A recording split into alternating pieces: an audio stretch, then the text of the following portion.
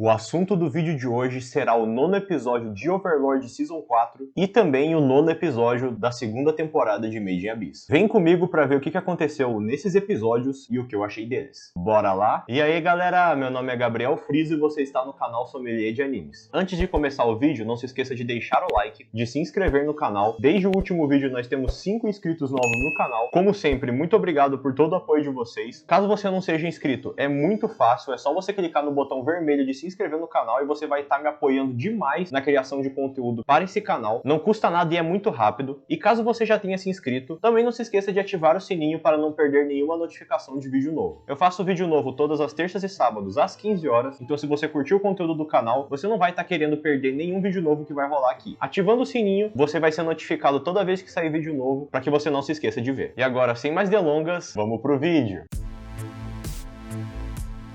O 9º episódio da 4ª temporada de Overlord começa com a Albedo declarando oficialmente, na frente do rei de Restise, guerra ao reino de Restise. A guerra iniciaria-se em um prazo de 1 mês a partir do momento que ela declarou a guerra. Passou então para o Brain, que é um dos amigos do Gazef, que se vocês não se lembram, é aquele guerreiro extremamente poderoso do reino de Restise, que lutou contra o Ainz na guerra do Império contra o reino, em que ele foi derrotado por uma técnica de parar o tempo do Ainz, e ele foi então agora encarregado de portar a espada, que era uma relíquia que foi passada para o Gazef. Ele estava conversando então com um colega sobre evacuar as crianças da cidade para que elas não fossem massacradas pelo reino feiticeiro, já que ele quer que a sua técnica de espada viva e continue com essas crianças. Aí passou novamente para o Ainz realizando o planejamento dos ataques, juntamente com o time skip já de 1 mês. Então eles já haviam inclusive conquistado algumas cidades, destruído algumas outras cidades do reino de Restise, e eles estavam tentando bloquear as saídas do reino para que não houvesse rota de fuga para as pessoas que estivessem mais ao centro.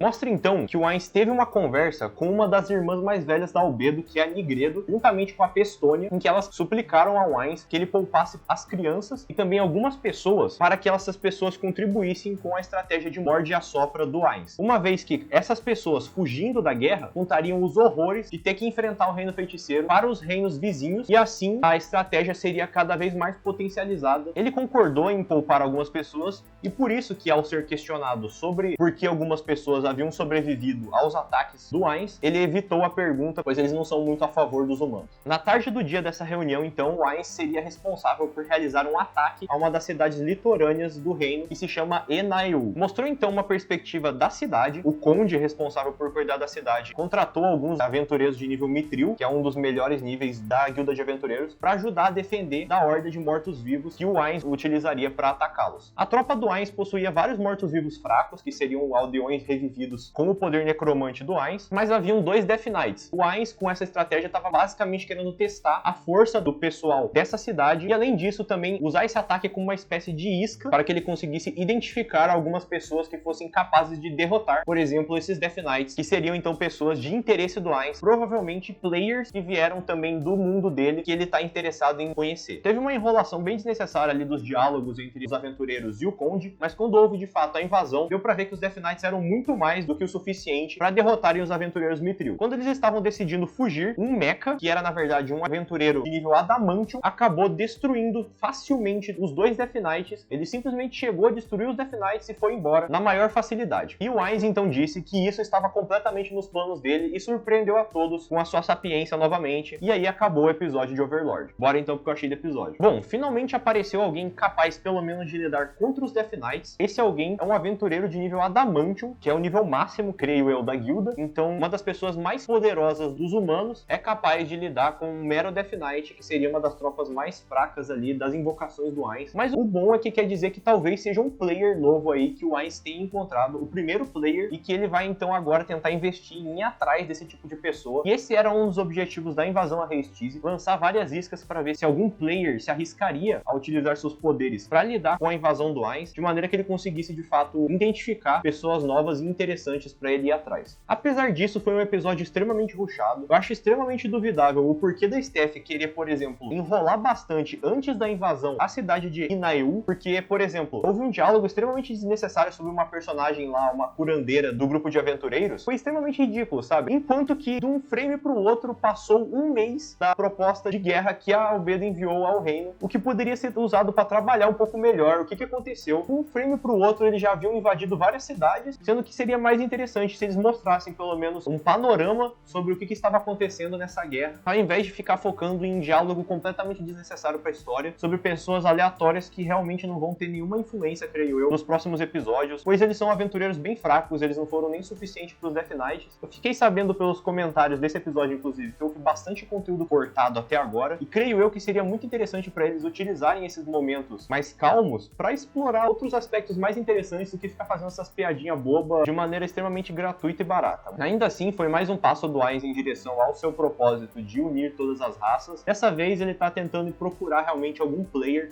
ou alguém que seja capaz de pelo menos rivalizar, ou pelo menos encostar no Ainz. Outra coisa interessante que foi mencionada também é que o Brain agora tá com a espada do Gazef e pelo visto ele vai querer uma revanche contra o Ainz, pois é dito que essa espada é capaz de ferir até mesmo ele. Organizar melhor o tempo de anime e não gastar com coisa desnecessária, como por exemplo, metade do episódio foi dedicada a essa invasão de Enaiu, sendo que metade dessa metade, ou seja, aproximadamente 5 minutos, foi dedicada apenas a diálogos fúteis. Mas enfim, essa é a minha opinião sobre Overlord. Bora agora pra Made in Abyss.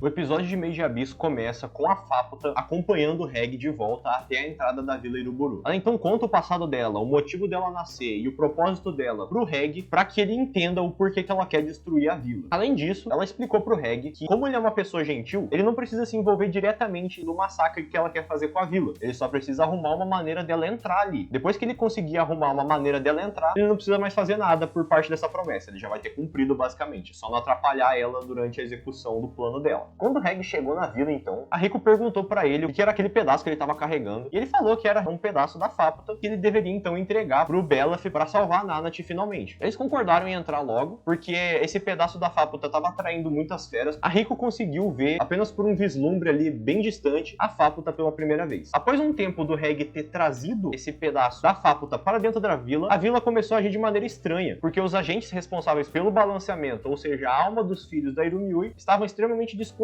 com a presença de um pedaço da Faputa ali dentro. Talvez porque a mãe estivesse sentindo a presença da filha novamente no interior da vila. O Reg e a Rico se encontram com a Fueco e ele pergunta para ela se a melhor ideia seria entregar diretamente ao Belaf. E ela disse que não seria bom entregar dessa maneira que estava sendo apresentada diretamente pro Belaf, porque ele iria quebrar, justamente fazendo uma menção ao episódio passado, pois o próprio Belaf disse que ele queria, como retribuição pelos pecados dele, ser engolido pela Irumiui. Então ele recebeu um pedaço da Faputa, que também é uma descendência direta da Irumiui, poderia causar um dano psicológico irreversível aí no Belaf. Ao mesmo tempo, o Azukian chegou para conversar com eles. Então o Azukian acabou perguntando para Rico se ela tinha ficado brava com ele após ouvir todo esse backstory e sobre tudo que ele fez de ruim para Irumiui. A Rico então falou que não achava o Azukian tão ruim assim, porque apesar de ter feito o que ele fez, ele criou um espaço para as pessoas que não têm lar, e essa vila é um lugar extremamente aconchegante, como ela disse, para esse tipo de pessoa. Ela disse que realmente ela apreciava a presença desse lugar. A Rico então começou a falar com o Azukian o que ela pensava sobre o que ele estava tentando fazer. E ela disse que o Azukian não havia desistido do seu sonho de se aventurar no abismo, e na verdade isso era apenas uma parte dos seus planos. Ele ainda tinha planos de sair da Vila Iruburu para se aventurar nas profundezas do abismo. Então o Azukian disse que de fato ela estava certa, mas que como ele possuía esse tipo de corpo agora, ele não poderia sair da vila de maneira alguma. Apesar de ele ter esse sonho de, juntamente com ele, levar todo mundo pertencente a essa vila para viajar mais uma vez no abismo, eles não poderiam sair de lá por causa desse contrato, entre aspas, que eles fizeram com a Irumiui para se tornarem habitantes da vila. Ocorreu então um tremor inesperado e surgiu do chão o Juroimo, que é um dos 3 sábios da vila. O Azukian então explicou que o Juroimo, ele não é um Narehate, ele é uma própria manifestação da vila responsável pela proteção dela. Não existiu uma pessoa chamada Juroimo que se sacrificou para Irumiui para que ele se tornasse um Narehate, portanto um integrante da vila. Ele era na verdade uma própria criação da Irumiui espontânea. O objetivo do Juroimo então, ao defender a vila, seria obter a parte da Faputa que estava no interior dela. Ele então começou a perseguir freneticamente o Reg, e ao perceber que o Reg tinha uma mobilidade excepcional, ele começou a ficar envolto dessas almas dos filhos da Irumiui e acabou se fundindo com elas, se tornando uma criatura extremamente mais ágil e muito mais letal. Ele acabou envolvendo a vila inteira então com as entidades do balanceamento e eventualmente ele acabou fechando uma por uma as rotas de fuga possíveis para o Reg. Então chegou um momento que ele também foi envolto pelas almas e ele acabou perdendo o controle sobre a parte da Faputa. A única alternativa para ele então se livrar dessa situação que estava se tornando cada vez mais crítica, foi se lembrar do que a Fápota falou pra ele, que ele possuía o poder de reestruturar as coisas, e se lembrou de utilizar o seu canhão, que é capaz de incinerar qualquer estrutura ou objeto. Ele então utilizou seu canhão para se livrar daquelas almas que o estavam incomodando e acabou mirando indiretamente no Juroimo. Ele acabou destruindo uma parte do Juroimo e com isso ele também acabou destruindo uma parte da parede da vila, abrindo espaço para a Fápota conseguir entrar no interior dela. Pois como havia sido dito no episódio passado, a Fápota não é capaz de entrar na vila por aquela membrana que protege a entrada. Porém, caso alguma abertura fosse feita, ela seria capaz de entrar na vila. Foi esse o caso. Ela conseguiu entrar pela abertura que o Reg fez na parede, enorme, justamente por causa do poder completamente destruidor do seu incinerador. Com isso, então, ele havia cumprido parte da sua promessa com a Fápota e agora ela está completamente livre para realizar seu plano de destruir a vila. Ao notar que a sua irmã mais nova estava machucada, todas as almas dos filhos da Irumiui correram em direção à Fápota para curá-la em troca das suas próprias vidas. Agora, sem nenhum empecilho e com o corpo completamente regenerado, a Fápota inicia o seu ataque para destruir a vila e todos aqueles que profanaram a sua mãe, para pôr um fim de vez nessa agonia que ela sente diariamente por ter herdado os sentimentos mais sombrios da mãe com relação àqueles que a atraíram constantemente durante todo esse tempo. Enquanto a Fápota iniciava o seu ataque à vila, o Belaf libertou a Nanat do seu sonho, pois o sonho da Nanat nada mais era do que ela vendo as origens da Vila Iruburu, então ela vendo todo aquele backstory que a gente também viu nos vários episódios em que ele foi mostrado. O Belaf então a libertou do sonho, pois agora o sonho estaria acontecendo na realidade, então ela deveria testemunhar o que estava para acontecer nesse momento. E aí acabou de fato o 9º episódio de Made in Abyss 2. Bora agora porque eu achei do episódio. Finalmente começou aí a investida e partiu então para os momentos finais desse arco da Vila Iruburu. Acabou com a Fápota prestes a atacar os aldeões, ao mesmo tempo que a Nanat também foi libertada do seu sonho. Quer dizer que apesar de ela ainda talvez pertencer ao Belaf, ela pelo menos tem a autonomia de conseguir se mover por conta própria. Vamos ver o que vai acontecer daí pra frente. Eu fiquei até que surpreso com a capacidade dedutiva da Riko. Ela simplesmente metaforou o Azukian e descobriu todos os planos secretos que ele estava mantendo ali consigo. Ele mesmo disse que em 150 anos de Vila Iruburu, ninguém tinha descoberto o plano dele, menos a Riko. Pô, parabéns pra Riko aí por essa capacidade extremamente afiada aí de deduzir o que o Azukian estava pensando. Mas eu achei até que bem interessante essa proposta dele de se aventurar novamente no abismo. Eu não sei como é que vai acontecer daqui pra frente. Obviamente vai acontecer um massacre aí da vila, mas talvez restem alguns sobreviventes e eu não sei se eles seriam capazes de saírem da vila pela cavidade que o Reg abriu na parede. Talvez eles consigam, da mesma maneira que a Fápota não conseguiria entrar, pois a película não a permitia e ela conseguiu adentrar na vila pela cavidade na parede, talvez eles também consigam sair da vila pela cavidade na parede, da mesma maneira que eles não conseguem sair da vila pela película. Foi um episódio extremamente tenso, a sonorização desse episódio foi ótima, deu pra sentir a tensão crescendo cada vez mais, principalmente com o discurso que a Fápota fez pra si mesma. Deu pra sentir muito bem a quantidade de ódio que estava sendo toda concentrada e destilada naquele momento para que tudo que ela sonhou desde que ela nasceu acontecesse naquele momento, os desejos da sua mãe se realizando finalmente. Então tem muita coisa pra acontecer nesses próximos episódios e a gente vai ter que ver o que vai acontecer com a vila, com a Fápota, com o Reg, com a Riko, todos os personagens aí que estão envolvidos nesse arco que foi o arco mais bizarro e mais pesado até agora de Made in Abyss, mesmo que os outros tenham sido realmente bem pesados, principalmente o filme, mas esse aqui tá sendo de longe o mais bizarro de todos e tá dando pra curtir demais essa bizarrice, porque o autor sabe fazer um negócio legal mesmo beirando a insanidade. Tô muito ansioso pros episódios que vêm, pois apesar de eu ter lido o mangá há muito tempo, o mangá ainda não tinha chegado nesse ponto que está agora. A partir desse território também é inédito pra mim o que vai acontecer. Vamos ter que ficar de olho na telinha e esperar a semana que vem pra saber como as coisas vão se encaminhar. E eu fico por aqui por hoje. E esse foi o vídeo, galera. Eu espero que vocês tenham gostado. Comentem o que vocês acharam desses dois episódios aqui na aba dos comentários. Eu responderei todos vocês na medida do possível, então sinta-se à vontade para comentar o que você quiser aqui na aba, pois eu vou estar lendo, eu vou estar respondendo. Eu espero vocês no próximo vídeo. Fui, galera! Valeu!